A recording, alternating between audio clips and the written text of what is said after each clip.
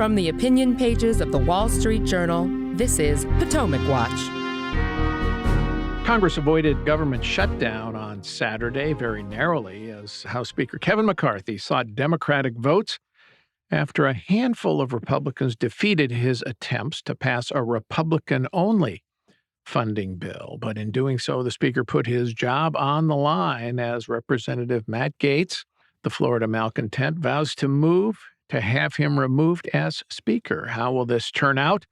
And what does it mean for the House and Republicans if the Speaker is ultimately ousted? Welcome to another edition of Potomac Watch. I'm Paul Gigot, editor of the opinion pages, the Wall Street Journal, here with my colleagues Kim Strassel and Bill McGurn. Welcome to you both. First, let's recap the weekend frivolities. Kevin McCarthy on Friday offered a bill to keep the government open with lower spending, border security money, and a commission on the federal debt. It would be established bipartisan commission. That had no chance of passing the Senate, but it would have offered at least some leverage to Republicans in negotiation with the Senate and the White House. Yet 20 or so Republicans voted against it, I gather, and so he returned on Saturday. McCarthy did with a clean funding bill that included no border money or Ukraine aid, but did include disaster relief. It passed easily, but with more Democrats voting for it than Republicans. Kim, was this the right move by the Speaker? I think the way to put it, Paul, was the only move by the Speaker. Because let's recap what happened up until then. If you want to keep the government open, you either have to pass all the annual appropriations bills, there are 12 of them, by the deadline of the end of September. And interestingly, many of the very hardliners who were insisting that they didn't want to do this continuing resolution had also been those that had blocking those bills. So by the time everyone voted on this, the House had only passed 4 of the 12 that they needed to pass. If you're not going to do that, you have to pass a continuing resolution to continue funding the government or go to shutdown. And that bill that you noted, the one that had border money and spending reductions and a new commission to evaluate the problems with debt, had actually been negotiated originally by members of the House Freedom Caucus. Okay, so these are conservatives. And this was apparently all the things they claimed they wanted. And nonetheless, 22 Republicans came out and said, no, we won't go that way. So the Speaker was left with nothing in the end other than to put forward a clean bill, by the way, one that he knew that would probably have the best shot of passing the Senate, which it did indeed do.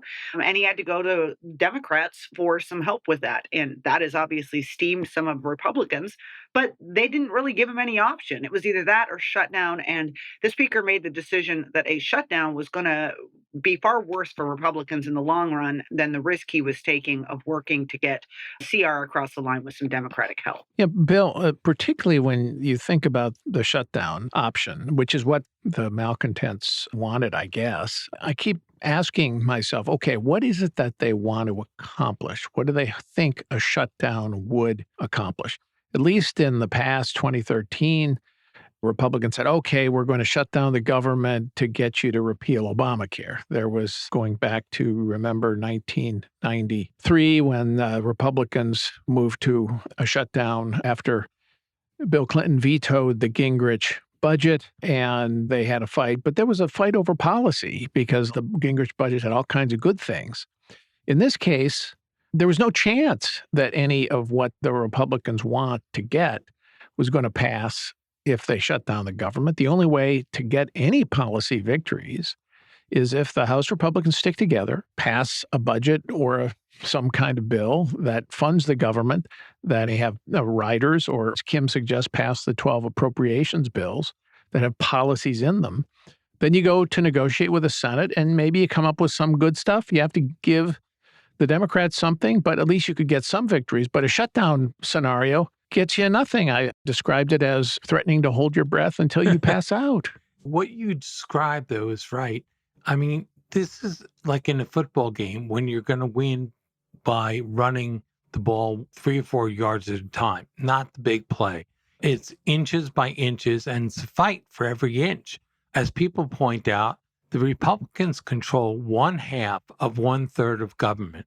So they can get some compromises, but very few. They're outgunned. And it's a matter of going into negotiations with some leverage. But all of what you described is unglamorous. It's behind the scenes hard work, negotiations, and settling for half a loaf, sometimes even a quarter loaf when that's the best you can get. Right. Right. And whereas what these guys get is just kind of conservative virtue signaling. They get to portray themselves as less morally compromised than the rest of the Republican caucus and strut on TV and talk about bringing the leader down. I mean, look at Matt Gaetz. If he gets anything out of this fight, it will be to replace the speaker. That's ridiculous. Who goes into a fight saying, if we don't get this, we're going to shoot our own leader? The idea that a new leader facing the exact same set of circumstances will be stronger than McCarthy after McCarthy was deposed is also something that should trouble Republicans. All right, let's get into the effort to depose Speaker McCarthy. Matt Gaetz has said on Sunday he will introduce a motion to vacate the chair in the House.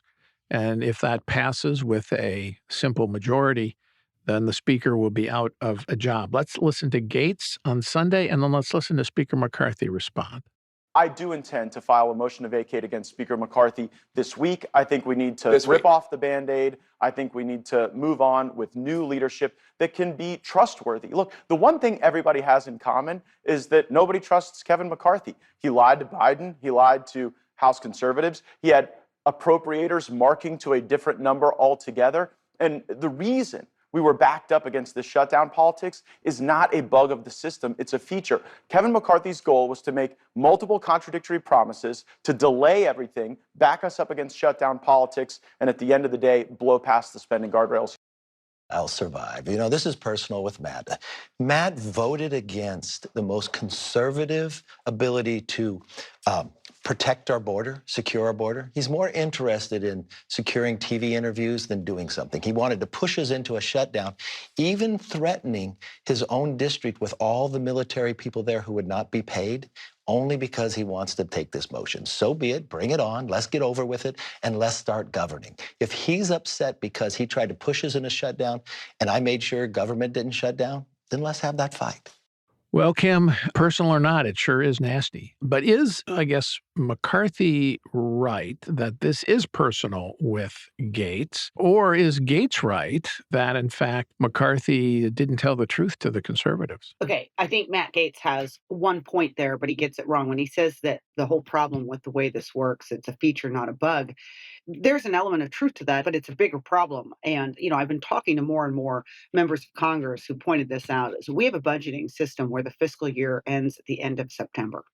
And that is right after Congress goes home for 6 or 7 weeks in the summer to visit with their constituents and takes an August recess. And then they come back. And what Congress has proven is incapable of getting those 12 spending bills done because it's not thinking about them in the spring. And then suddenly it hits these deadlines and it can't get the bills across the line. We haven't had a Congress that appropriately got the 12 spending bills across the line, I don't know, in more than 20 years. So we can talk about that. And I understand the frustration with Republicans that what ends up happening is you have these continuing resolutions and they roll into the end of the year and then you end up with some giant, horrible omnibus. And that's a big problem with some of our spending. But Kevin McCarthy didn't create that system, okay? And he's been doing everything he can to get these bills across the line. He's been blocked by many of his own members. One of the things he did to try to actually calm nerves and reassure those Republicans is put out a very specific timeline prior to the continuing resolution vote as to when those additional 8 bills are going to get their votes, just to reassure them he's on board with regular order. None of that mattered because when it comes down to it, this is about personal animus, okay? There's a lot of talk right now. Matt Gaetz is still in the center of a House Ethics Committee inquiry. He seems to believe that McCarthy had something to do with that. McCarthy didn't. But there's a lot of personal anger here. He's using a lot of words about the budgeting process to paper over what is in fact a kind of personal vendetta against McCarthy, and one in which he has remarkable power simply because of the very narrow margin that McCarthy has, where he can only lose 4 votes. Any other day, if you had a 30 vote majority, one guy who really didn't like you wouldn't make such a big deal. But because he was able to win these concessions back during the initial fight over the speakership, and this any one person can call a motion to vacate the chair, he now can live out this grudge match, as it were, in real time, and clearly intends to do it. But the notion that McCarthy is double dealing, or the notion that McCarthy had lots of options here and he just chose to sabotage conservatives is quite nonsense. Bill, what about the Gaetz point that he didn't make in that clip, but he has made elsewhere, which is that this group of conservatives are the only people who are really taking the federal debt and our spending issues seriously, and that they're right to shut down the government because that's the only way you can somehow accomplish these spending reductions? Well, have they any proof?